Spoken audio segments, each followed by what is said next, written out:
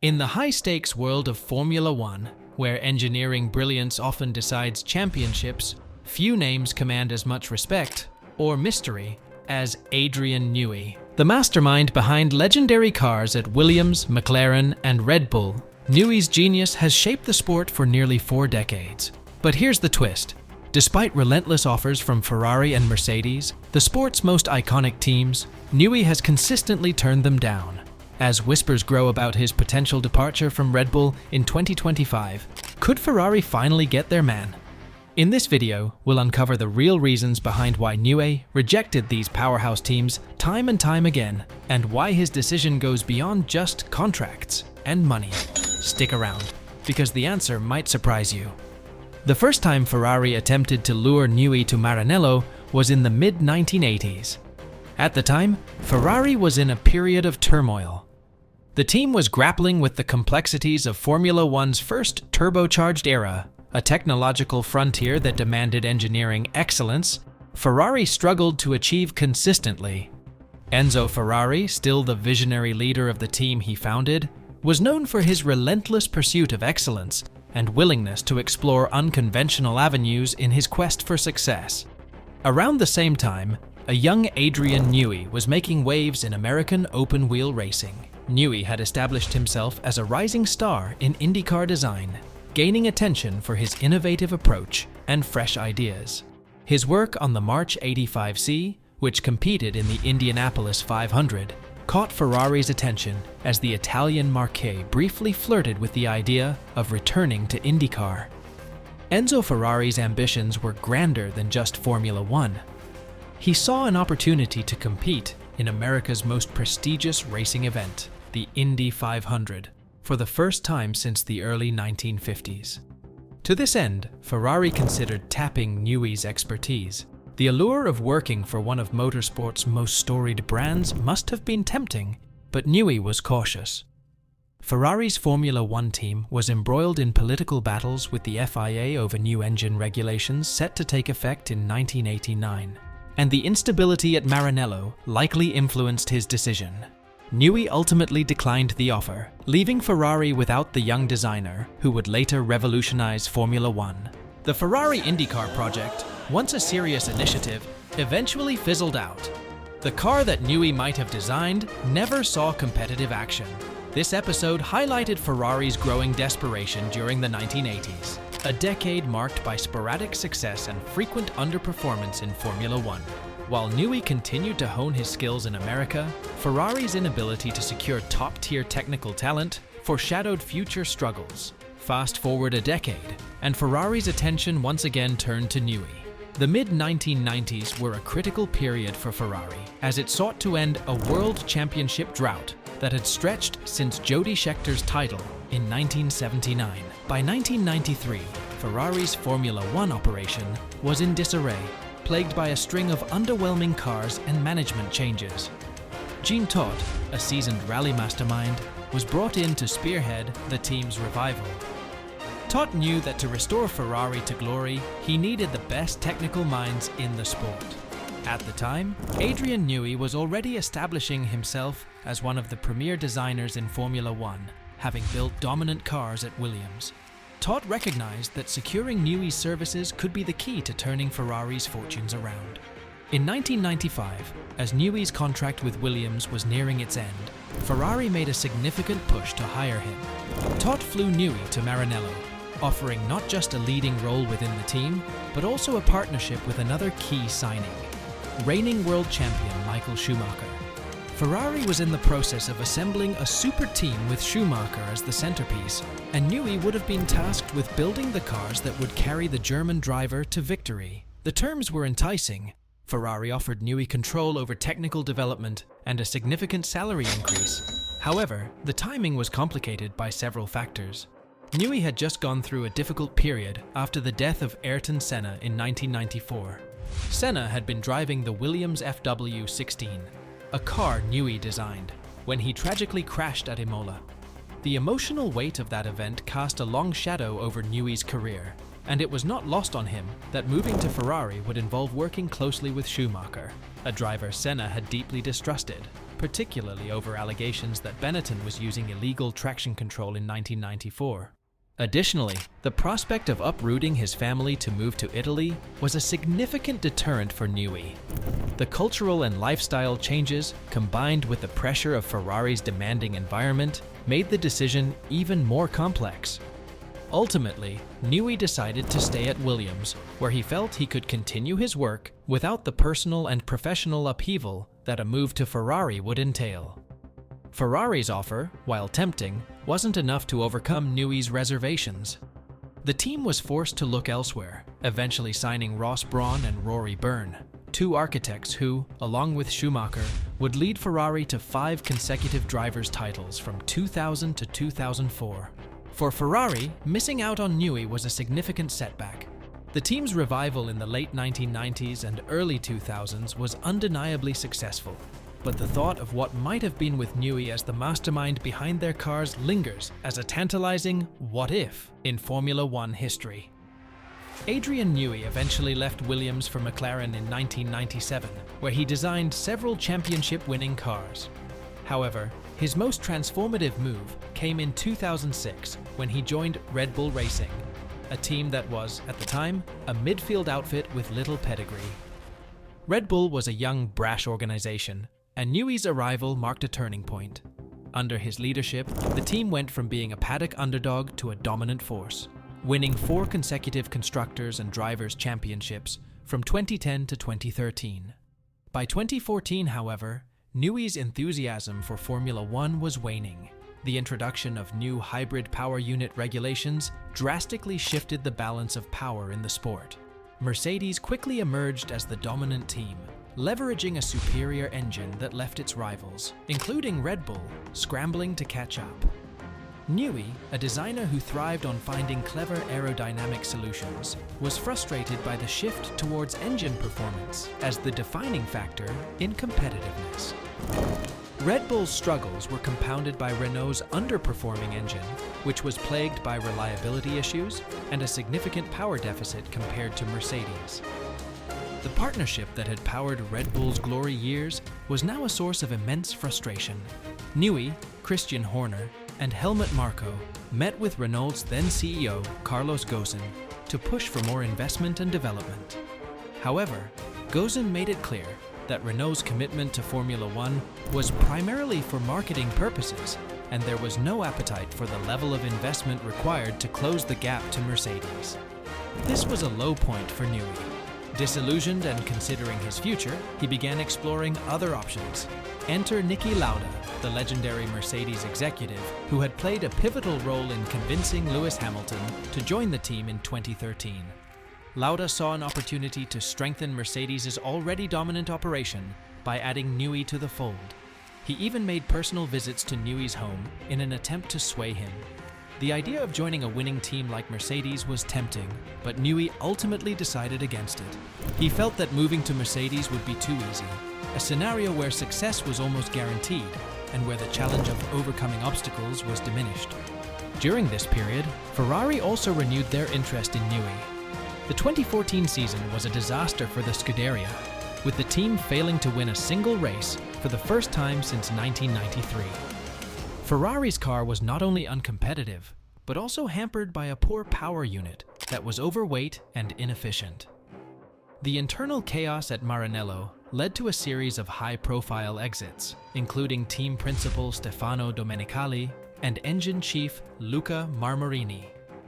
As the team searched for a solution, Ferrari's then president, Luca Di Montezemolo, made a bold move to secure Newey's services. Montezemolo invited Newey to his Tuscan farmhouse, offering what was perhaps the most comprehensive package Ferrari had ever put together. The deal included technical control over both the road car and racing divisions, along with a salary that would more than double what Red Bull was paying him. This was a serious attempt to bring Newey to Ferrari, one that went beyond just Formula One. Newey was given the chance to shape the entire technical direction of the brand, effectively becoming Ferrari's chief technical officer. This offer forced Newey into a difficult decision. Despite his growing frustration with Red Bull's situation, he still felt a deep loyalty to the team he had helped build from scratch. Red Bull was more than just a job. It was a project he had nurtured and turned into a multiple championship-winning outfit. Leaving would feel like abandoning his own creation, something Newey struggled to reconcile. Ultimately, despite sleepless nights and serious consideration, Newey once again turned Ferrari down. The emotional connection he had to Red Bull, combined with the desire to remain loyal to the team, outweighed the financial and professional incentives Ferrari offered. Red Bull was acutely aware that retaining Newey's expertise was vital, even as his enthusiasm for Formula One waned. Christian Horner and the Red Bull leadership devised a strategy to keep Newey engaged by diversifying his responsibilities. Rather than focusing solely on Formula One, Newey was given the freedom to explore other projects under the umbrella of Red Bull Advanced Technologies. This allowed him to apply his design skills to different challenges, including the design of the Aston Martin Valkyrie, a hypercar powered by a Cosworth V12 engine that represented the pinnacle of road-going performance. The Valkyrie project was particularly significant for Newey, as it fulfilled a lifelong ambition to design a road car. This new role gave him a creative outlet, while allowing Red Bull to retain his services as an advisor for their Formula One team. The arrangement was a win-win. Newey could step back from the day-to-day grind of Formula One while still contributing his expertise when needed. Red Bull's technical structure was reconfigured to ensure that even with Newey taking a less hands-on role, the team remained competitive. This strategy paid off when Red Bull partnered with Honda in 2019, finally leaving behind the long-standing frustrations of the Renault era. With a more competitive engine, and Newey's involvement increasing as the team regained its championship form, Red Bull once again became a title contender. Max Verstappen's championship victories in 2021 and 2022 were a testament to the enduring strength of Newey's designs and the resilience of Red Bull as an organization. As the 2025 season approaches, it appears that Adrian Newey's time at Red Bull is finally coming to an end. After nearly 20 years with the team, Newey is ready to move on. Speculation is rife that Ferrari will once again make a play for his services. This time, however, the situation is different. Ferrari is no longer in the desperate state it was in during the mid-2010s. Under the leadership of Mattia Binotto, and with Charles Leclerc and Carlos Sainz behind the wheel, Ferrari has re-established itself as a regular race winner and a consistent challenger in the Constructors' Championship. But even as Ferrari's prospects improve, there remains an allure to bringing in Newey. For Ferrari, signing Newey would be a statement of intent, a signal that they are prepared to do whatever it takes to end their long title drought. For Newey, the challenge of turning Ferrari into a dominant force could be the perfect swan song to a remarkable career. The cultural and logistical obstacles that dissuaded Newey in the past may be less daunting now, with Ferrari offering a package that includes not just financial incentives, but also creative freedom and control over a wide range of projects. However, questions remain about whether Newey's departure from Red Bull would really be the end of his Formula One journey. Newey has expressed a desire to remain involved in the sport, albeit in a reduced capacity. There's also the possibility that he could take on a consulting role with multiple teams, spreading his influence across the paddock in a way that hasn't been seen before. For now, the motorsport world waits with bated breath to see what happens next. Will Ferrari finally succeed in their decades-long quest to sign the most sought-after designer in Formula One history? Or will Newey find a new challenge outside of the traditional F1 environment? One thing is certain, Adrian Newey's decision will reverberate through the sport, shaping the competitive landscape for years to come. Adrian Newey's journey through Formula One is a story of relentless innovation, fierce competition, and deep-seated loyalty. From his early days in IndyCar to his dominance at Williams, McLaren, and Red Bull, Newey has consistently pushed the boundaries of what's possible in car design. Ferrari's pursuit of him, spanning nearly 40 years, reflects not only their admiration for his talent, but also the crucial role that top technical minds play in the success of a Formula One team. As Newey prepares for the next phase of his career, his legacy is already secure. Whether he finally joins Ferrari or chooses a different path, his influence on the sport is unmatched. The decisions he makes in the coming months will not only shape the final chapters of his career, but could also redefine the balance of power in Formula One as the sport enters a new era of competition and technological innovation. MP Ferrari was busy dealing with a horrendous downturn of its own. The 4 car was its first winless design since 1993, and like Renault, the Italian manufacturer, underestimated the shift to turbo hybrid engines, building a power unit that was overweight and fuel-thirsty. As lead driver Fernando Alonso grew increasingly I8. So the traditional process of scapegoating inside Maranello was well underway.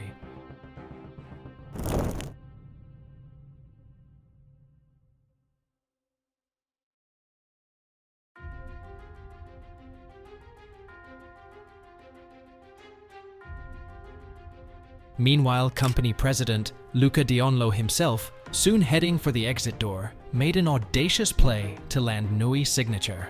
Newey says he visited Diontimo at the Ferrari president's farmhouse close to Tuscany and held serious talks over an amazing offer.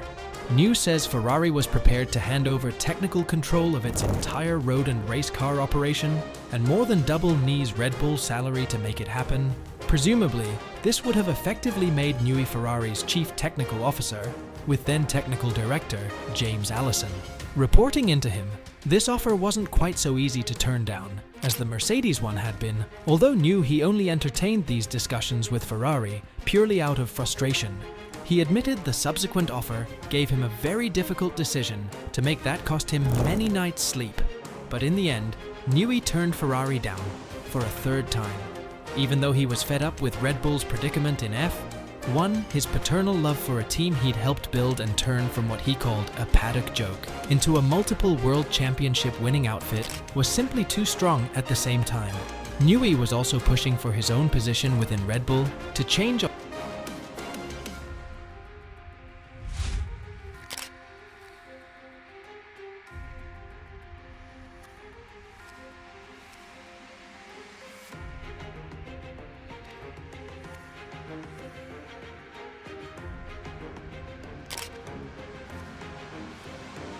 Meanwhile, Red Bull team boss Christian Horner proudly confirmed Newey would continue to advise and mentor his team, and mentioned exciting new projects that will be announced in due course. Newey reiterated his dislike of F1's restrictive regulations and said he'd like to try his hand at different things. He would spend the summer helping Red Bull restructure its technical leadership before stepping back into an advisory role. It sounded like semi-retirement, but rather than lose the benefit of Newey's genius completely, Horner wisely decided to let Newey go off and do whatever he wanted to do next, while effectively retaining him as F1's most valuable technical consultant. Newey spent roughly half of his working time on the F1 side of Red Bull's operation, and the rest of it on getting a new company called Red Bull Advanced Technologies up and running. This is the vehicle that allowed Newey to apply his creativity to Ben and Lee's America's Cup Yacht Racing project, and then design the Aston Martin Valkyrie. Newey said it had been one of his childhood ambitions to design a road-going sports car, so the Cosworth 512 powered Aston was the realization of that dream. Whenever he's become frustrated or bored with F1, and they have also stopped him being poached by a rival, when Red Bull eventually linked up with Honda Power for 2019, Newey was able to finally set the long-running Renault nightmare aside and rediscover some of his former enthusiasm and motivation. He became increasingly present on the F1 side of Red Bull as World Championships became a realistic possibility and then a reality again. But in 2025, after almost 20 years of incredible success, Newey finally leaves Red Bull for good. If you found this deep dive into one of Formula One's most pivotal moments insightful, be sure to hit the like button and subscribe for more in-depth stories from the history of this incredible sport.